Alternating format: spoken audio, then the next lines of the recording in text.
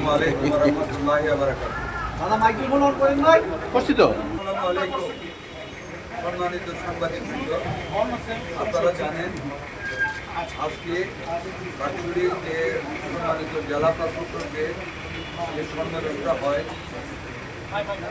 মাননীয় প্রধানমন্ত্রীর নেতৃত্বে সকল মন্ত্রণালয়ের সাথে আসলাম, সেটা শুরু হয়েছে এবং এই সেশনটা স্বাস্থ্য মন্ত্রণালয়ের সাথে জেলা প্রশাসক মহোদয়দের কাছ থেকে আমি সমালোচনা বলবো না, যে বিষয়ের উল্লেখ করেছেন যেগুলিতে আরো কার্যক্রম গ্রহণ করার জন্য ওনাদের আশা ব্যক্ত করেন। যেমন ধরুন বিদ্যুতের বিভ্রাটের কারণে হাসপাতালগুলিতে অপারেশন রুম, লিভার রুম এগুলিতে কাজের বিঘ্ন ঘটে, এর একটা বিকল্প ব্যবস্থা গ্রহণ করে।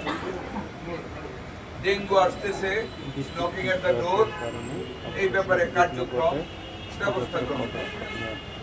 অ্যাম্বুলেন্স ব্যবহারের ঘাটতি, অ্যাম্বুলেন্সের সরবরাহের ব্যবস্থা করা, ভেজাল ওষুধ বিক্রি করা, এগুলির ব্যাপারে ব্যবস্থা গ্রহণ করা সহ অনেক বিষয়ে ওনারা যেগুলো অত্যন্ত প্রয়োজন আমাদের উন্নতি করে স্বাস্থ্য খাতের উন্নয়নের লক্ষ্যে, মানুষের দোরগোড়ায় জনস্বাস্থ্য সেবা পৌঁছে দেওয়ার লক্ষ্যে যা যা করা দরকার সমস্ত বিষয়ে সম্মানিত জেলা প্রশাসকদের পক্ষ থেকে আলোচনা করা হয়েছে।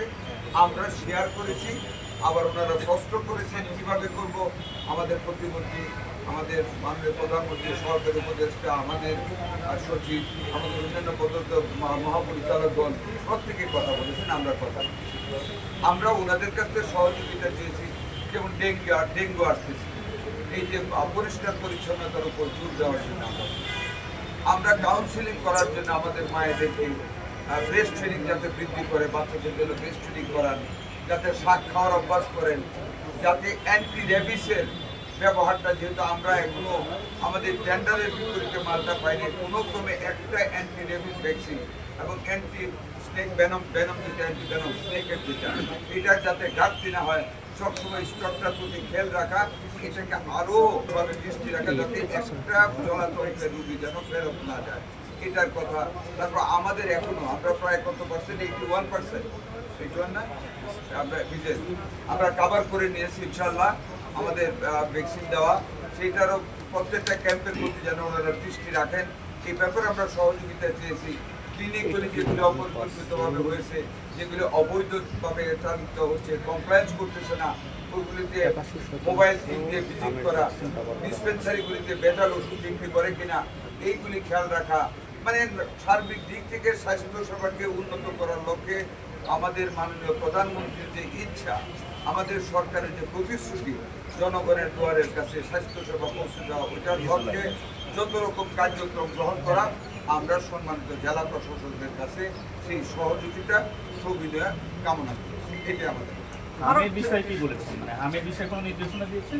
হামের বিষয় তো আমরা আল্লাহর মধ্যে we are well sufficient in stock of হামের টিকা আমাদের হাতে আছে। কাজে হামের টিকা তো চলছে, এখন কিন্তু বললাম 81% আমরা টার্গেট কভার করে নিয়েছি এবং ইটস কামিং ডাউন। নিশ্চয়ই আপনারা দেখছেন যে দ্য রেট অফ প্রোগ্রেশন যেটা ছিল হামের এবং মর্টালিটি রেটও আল্লাহর মধ্যে অনেকটা কমে এসেছে। অ্যান্টিবডি দিয়ে যদি একটু টাইম লাগে, আপনারা জানেন it takes few weeks time. আমরা 4 তারিখ থেকে শুরু করেছি, by this time started action শুরু হয়েছে, অ্যান্টিবডি সৃষ্টি হচ্ছে, এটা কাম ডাউন হচ্ছে। আমাদের এখনো চলছে অভিযান, আমরা আর 2-4 দিনের ভিতরে 100% টার্গেট আমরা কভার করে ফেলবো হামের টিকার ব্যাপারে। আমাদের কোনো রকম স্টক ঘাটতি নেই, কোনো রকম দুর্বলতা নেই ব্যাপারে। মাননীয় মন্ত্রী, এই বিশেষ কনফারেন্সে ডিসিরা যত সুপারিশ দিচ্ছে সবচেয়ে বেশি দিচ্ছে স্বাস্থ্য এবং শিক্ষা। তাদের আসলে প্রস্তাবগুলো কি, মোটা দাগে দুই একটা যদি বলেন, তারা কি সমস্যার সম্মুখীন হচ্ছে স্বাস্থ্য খাতে? আপনাদের কোনো ব্যক্তিগত সমস্যার কথা বলেন নাই, আমাদেরকে সহযোগিতা করার জন্য স্বাস্থ্য খাতের সমস্যাগুলিকে রিপিট করেছে। যেমন অ্যাম্বুলেন্সের অভাব, রাতে বিরাতে রুগীরা অ্যাম্বুলেন্স পায় না, যেমন ওষুধের ঘাটতি দেখা যায় হসপিটালগুলিতে, এটা সঠিক কোনো হিসাব থাকে না, এটা ডিসপ্লে করার জন্য ওনারা বলেছেন। ডাক্তার ঠিক মতো থাকে না, ডিএনএ ডেপুটেশনে ডাক্তার বাইরে অনেক, এটা অনেক বিষয়ে বলেছেন। এইগুলি তো মেজর প্রবলেম, আপনারাও জানেন, আমিও জানি, নিশ্চিত তাই জানেন। এইগুলি তুলে ধরেছেন, আমরা সবাই এগুলি প্রতিকার করার জন্য আমরা কথা বলেছি রাস্তা বলেছি। মাননীয় মন্ত্রী, উনি তো ওনার মোবাইল টিম বাড়াতে ক্লিনিকগুলি মানে অপচিকিৎসা না করেন, যাতে করে মানুষকে হয়রানি না হতে হয়, যাতে অ্যাম্বুলেন্সের তারা দালালি না করতে পারে, রোগীকে ফলস রেফারেল যাতে না করতে পারে, ডিসপেন্সারিগুলিতে যাতে বেটার ওষুধ না করতে পারে, মায়েদের মধ্যে ব্রেস্ট ফিডিং এর ইয়েটা বেশি, যাতে ওনাদের ইন্টার পরিষদের মাধ্যমে ওনাদের হ্যান্ডস তো অনেক লম্বা, ওইগুলি কাউন্সিলিং করার জন্য বলেছি। নেশার হাত থেকে সমাজকে রক্ষা করার লক্ষ্যে এসপি মহোদয়ের সাথে বেশি করে বসে বসে নেশাখোরদের বিরুদ্ধে কিভাবে এটাকে দমন করা যায় এটার কথা বলেছি। সিভিল সার্জনদের সাথে বসে যাতে করে আরো মানে স্বাস্থ্যের পরিধিটা বৃদ্ধি করা যায় এটার কথা বলেছি। আর পরিষ্কার পরিচ্ছন্নতার কথা বলেছি, ডেঙ্গু যাতে আক্রমণ না করবে। ডেঙ্গু তো আমরা চিকিৎসা করে বাঁচাতে পারবো না, প্রিভেন্টিভ আমাদের মেজার নিতে হবে, ওইটার জন্য বলেছি। মানে সকল ব্যাপারে বিশেষজ্ঞদের তো আপনারা জানেন, ওনারা সব থেকে হাত থাকে, ওনাদের সকল মানে আমরা সহযোগিতা আমরা চেয়েছি।